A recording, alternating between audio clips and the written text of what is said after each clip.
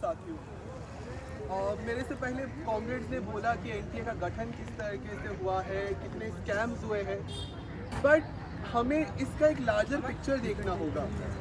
इस सरकार का जो रवैया रहा है शिक्षा और साथ में हेल्थ को लेकर, आप देखते हैं कि ये नीट का एग्ज़ाम पहली बार लीक नहीं हो रहा है। इससे पहले 2024 में भी हुआ है और लगातार अलग अलग एग्ज़ाम्स में लीक हो रहा है।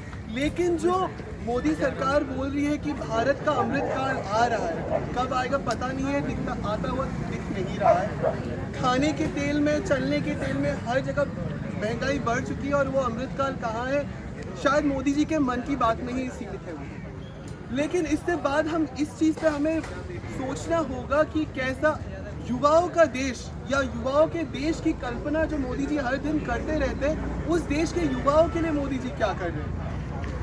इसमें मैं एक पर्सनल एनेक्डोट बोलूँगा। मेरी खुद की बहन है जो नीट के लिए पिछले 4 साल से तैयारी कर रही है। पिछले 4 साल से उसने घर से बाहर कदम भी नहीं रखा होगा। हर दिन उसने क्लासेस की है अपने और पढ़ाई की है।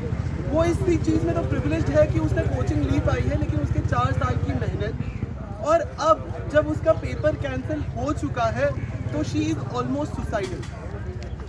And this is not only about her but hundreds of other students who have given their day in and day out and at this point don't know what to do when their years of hard work has gone down the drain.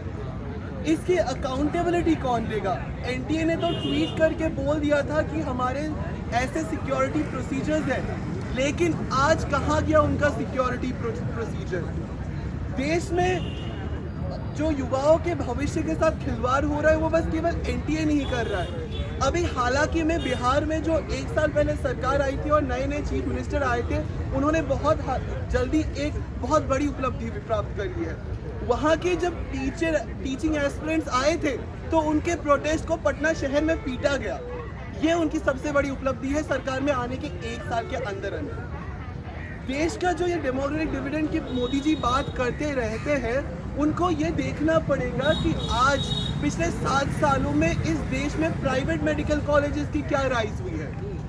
आज के private medical colleges की fees 40 से 50 लाख है, जिसके लिए ये सरकार कुछ नहीं कर रही है। प्राइवेट मेडिकल कॉलेजेस के साथ आपको ये भी देखना होगा कि हेल्थ केयर का इस देश में क्या हालत हो रहा है। कुछ सालों पहले ही कोविड हुआ था जब लाखों लोग इस देश में मरे थे और ये दिखाया गया कि कैसा इस देश का हेल्थ केयर सिस्टम एक पेंडेमिक के लिए रेडी नहीं है। लेकिन उसमें हमारे मोदी जी जो अतरंगी सतरंगी ये सॉल्यूशंस लेके आते हैं, उन्होंने क्या करवाया? आपसे थाली पिटवाई, आपसे क्लैप बजवाया। तो वैसे ही कुछ सॉल्यूशंस लेके आज मैं उनके मन की बात से ये कहना चाहूँगा, मोदी जी चाहते हैं, युवाओं को ये बोल रहे हैं कि आप लोग नीट के लिए, नेट के लिए, आप लोग किसी चीज़ के लिए पढ़ाई करना छोड़ दीजिए, क्योंकि वो भविष्य में क्या चाहते कि भारत का नौजवान करे? वो चाहते कि भारत का नौजवान जाके पकौड़े तले, और उसके लिए सॉरी कोई डिग्री नहीं चाहिए। तो इसलिए हम सबको ये समझना होगा। और वो जो संगठन अभी यहाँ पे एफईजी बर्निंग करने वाले हैं, उन्होंने किसको रिस्पॉन्सिबल ठहराया? एक ऑटोनमस प्राइवेट इंस्टीट्यूशन को, और जो ऑटोनमस जिसका बीजेपी से कोई रिलेशन नहीं है उस संगठन का as per there official statement, but लेकिन जब बीजेपी के मिनिस्टर्स को अकाउंटेबल ठहराने की बारी आती है तो वो उससे चूक जाते हैं, क्योंकि उनको डीयू में असिस्टेंट प्रोफेसरशिप की नौकरी भी तो चाहिए। यहाँ पे अपने डीन से बात करके एडमिशन्स भी तो चाहिए पीएचडी की, और ये सब ना हुआ तो भाजपा से टिकट भी तो चाहिए बाद में।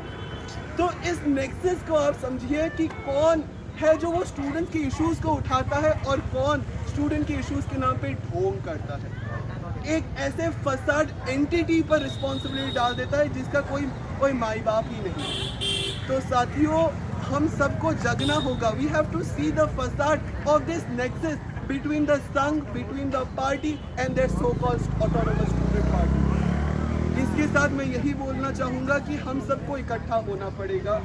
हालांकि में वर्कर्स का मूवमेंट चला है और उसको कैसे क्रश किया है, कल जब एनडीए के खिलाफ आक्रोशित स्टूडेंट्स गए थे वहाँ, उन पे कैसा अटैक हुआ है, उनको कैसे डिटेन किया है, ये भी देखना पड़ेगा।